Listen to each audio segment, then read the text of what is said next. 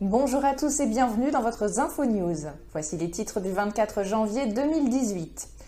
Olivier Lambert était venu constater les conséquences d'un éboulis qui s'était produit déjà vers 5 h du matin, lorsque cette zone instable laissait présager qu'elle allait à son tour s'effondrer. Les agents de la DRR pressentaient qu'il allait se passer quelque chose et j'ai filmé, raconte-t-il. Les images font froid dans le dos. Un pan de falaise s'est détaché pour recouvrir entièrement la route de Cilaos sur le secteur des Aloès. Rares sont les fois où pareil éboulement a été filmé. La route reste fermée, ajoute la direction régionale des routes.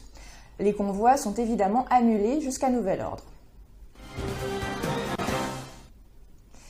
Les syndicats CFDT, CGTR et UFAP-UNSA sont unis autour de revendications quant aux conditions de travail des surveillants pénitentiaires.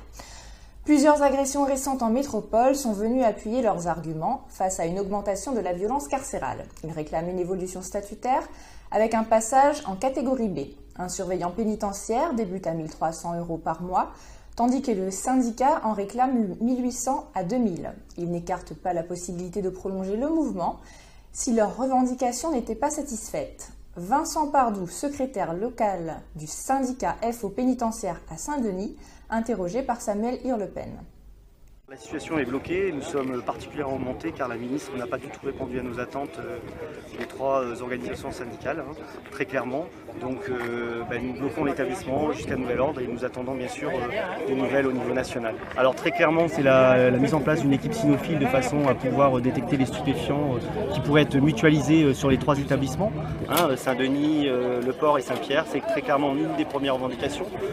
D'autre part dans les quartiers spécifiques que sont le QD, QI, nous voulons la mise en place, bien sûr contrôlée par la direction, de pistolets à impulsion électrique de type taser. Ce sont les deux grosses revendications pour la Réunion et d'autre part une nouvelle sécurisation de nos établissements pour éviter bien sûr les projections qui sont récurrentes et la problématique des trois établissements pénitentiaires de l'île qui créent à l'intérieur des tensions avec l'arrivée par projection de drogue et d'alcool notamment. Et les automobilistes ont dû à nouveau faire preuve de patience ce matin sur la route du littoral.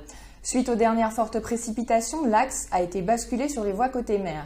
Le mode de basculement en cours de changement pour affecter 2 voies en direction de l'ouest et une vers le nord était à l'origine de longs bouchons dans les deux sens de circulation.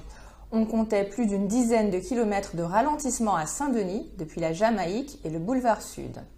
Votre JT est terminé, merci pour votre fidélité, l'actu revient à 18 h, bon appétit à tous.